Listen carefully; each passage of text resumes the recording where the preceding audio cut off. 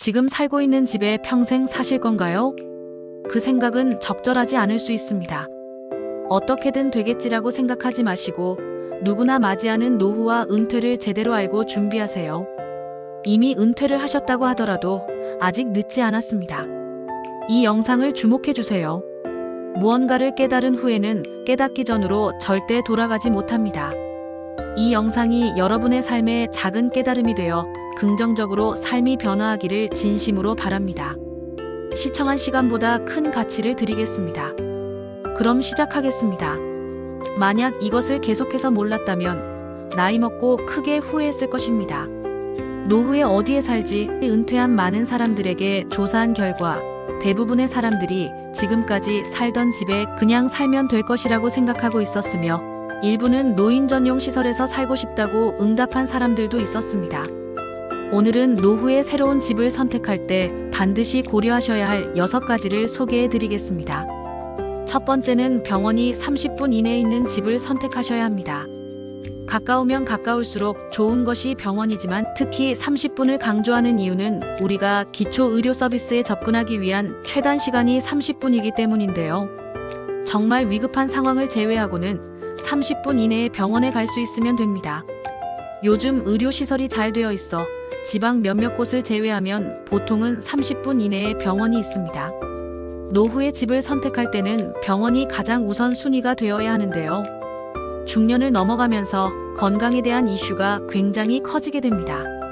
아무리 몸 관리를 잘한다고 해도 70이 넘어가면 병원을 밥 먹듯이 가게 됩니다. 건강한 분이 잘 없습니다.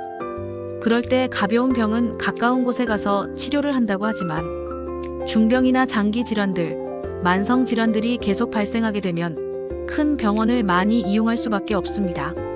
그래서 질병에 대한 관리가 가능한 곳이 30분 이내에 갈 수 있는 것이 가장 좋습니다. 두 번째는 10평 미만 집은 피하셔야 합니다. 60대 이후에는 자녀들을 모두 결혼시키고 부부 또는 혼자 사는 어르신들이 많습니다.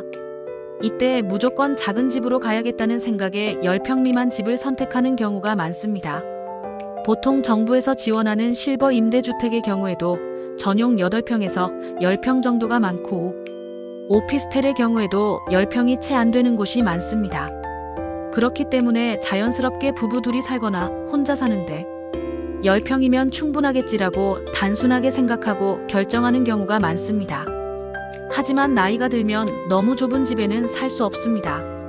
10평이라는 것이 사람이 자기가 원하는 물건을 놓고 정신적 안정감을 추구하기에 최소 조건이고 흔히 복지적 공간이라고 합니다. 그래서 노후에 가장 좋은 주거 형태는 18평에서 20평대의 소형 평수이지만 오락친교가 모두 가까운 거리에서 해결할 수 있는 주거 형태가 가장 좋습니다. 세 번째는 복지관 근처에 집을 사셔야 합니다. 우리나라의 집은 학군에 따라서 집값이 결정되는 경우가 많은데 반의 초고령 사회인 일본은 복지관 근처 집값이 굉장히 비싸다고 합니다. 복지관 근처에서 많은 노인들이 좋은 서비스를 받기 때문에 복지관 근처에 좋은 집이 많고 집값도 비싸다고 하는데요. 나는 아직 복지관 다닐 나이는 아니야 라고 생각하시는 분들이 계실지 모르겠습니다.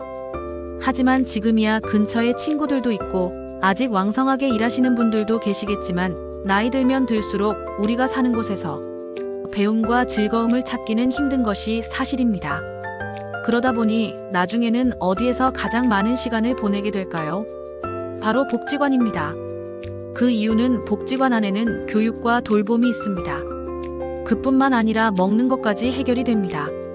좋은 영양사도 있고 밥도 비싸지 않고 거기다가 각종 양질의 교육들이 너무 많습니다.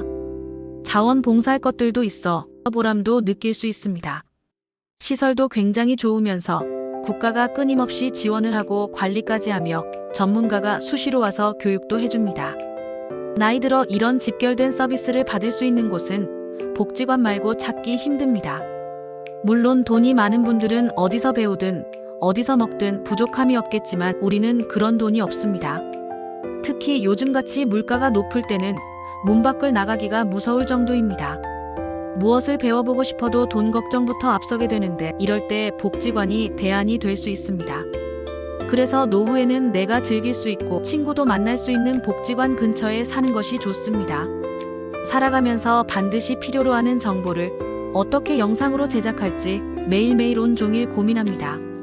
아직 시작 단계라 영상의 완성도가 조금 아쉬울 수도 있지만 머릿속에 반드시 채워야 할 올바른 방향의 금융 지식과 정보를 드리기 위해 끊임없이 노력합니다. 구독을 통해 같이 고민하는 인연이 되었으면 좋겠습니다. 네 번째는 자녀와 살아야 한다면 같이 사는 게 아니라 근처에 사는 게 좋습니다. 우리는 자녀와 살고 싶지 않지만 어쩔 수 없이 함께 살아야 하는 상황이 올 수도 있습니다. 많은 분들이 사별을 경험할 때 이사를 생각하게 된다고 합니다. 사별을 경험하게 되면 내가 몇십 년을 살던 내 집이 갑자기 공허하고 무섭기 시작합니다. 또 한 가지는 집이 너무 관리하기에 크고 어렵습니다. 그래서 그때 집을 좁혀가거나 자녀들이 가까이 있는 쪽으로 옮겨가시는 분들이 많이 계십니다. 이때 우리가 반드시 생각해야 할 것이 있습니다. 부모와 자녀가 함께 살면 식비 부담이 줄어들고 외로움은 어느 정도 해소될 수 있으나 사위나 며느리와의 관계에서 오는 새로운 인간관계 스트레스가 생길 수 있다는 것입니다.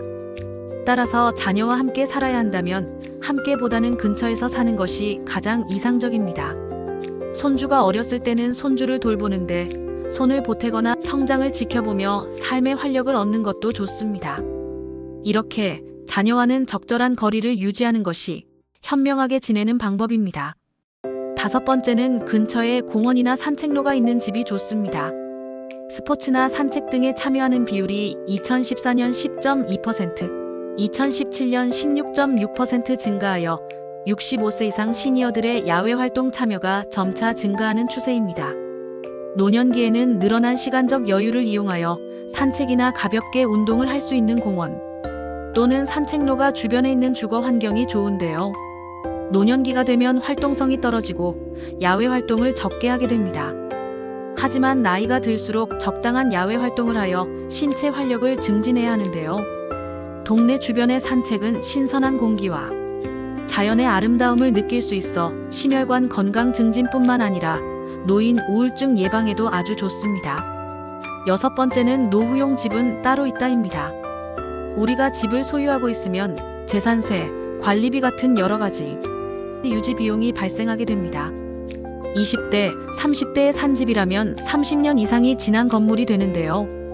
여기서 반드시 확인해 두셔야 할 부분이 있습니다. 바로 노후에 내가 이 집을 매매한다면 얼마나 받을 수 있는지 금액을 미리 파악해 두는 것입니다. 내가 거동이 불편해져 돌봄 시설이나 병원에 가야 할 때 그 비용을 집을 판 돈으로 충당할 가능성이 크기 때문입니다. 내가 가지고 있는 금융 자산이 적으면 자택 매매를 고려하지 않을 수 없게 됩니다. 나이 들어 갑자기 닥칠 수 있는 상황들을 대비하는 것이죠. 그리고 현재 사는 집이 너무 오래되었거나 나에게 너무 크고 관리하기 어렵다면 노후용 집으로 이사하는 것을 권하고 싶습니다. 노후가 되면 다리에 힘이 줄어들기 때문에 너무 크고 넓은 집은 집만 될 뿐입니다. 젊고 아이들과 있을 때는 크고 넓은 집이 좋지만 혼자 혹은 둘일 때는 청소도 힘들 뿐 아니라 잡동사니가 쌓이기 때문에 작은 집이 좋습니다. 노후집은 익숙함도 좋지만 그보다는 편리성이 중요한데요. 마트, 병원 같은 편의시설은 가까울수록 좋습니다. 또한 작은 집이라 해도 부부 각자가 독립적으로 사용할 수 있는 방이 각각 있는 것이 좋습니다. 나중에 정말 나이가 들어서 우리가 손발을 움직일 수 없는 순간이 오게 됩니다. 그때는 우리가 요양병원이나 요양원을 가든지 자식들과 함께하는 순간이 오겠지만 내가 50대, 60대 이후에 이사를 할 때는 나만의 기준과 우선순위를 정하고 내가 살 마지막 집이라는 생각을 가지고 선택하시는 것이 좋습니다. 워낙 집이라는 것은 사고 파는 것이 쉽지 않다 보니 다시 돌아오기가 어렵기 때문입니다. 그러니 은퇴 이후에 주거지를 결정할 때는 이주의 목적을 명확히 하고 타인의 기준보다는 나를 기준으로 선택해 보셨으면 좋겠습니다. 제가 느끼고 깨닫고 경험한 경제적인 이야기를 정성을 쏟아 영상을 준비해 나가겠습니다. 구독하셔서 꼭 노하우를 익혀나가시기 바랍니다.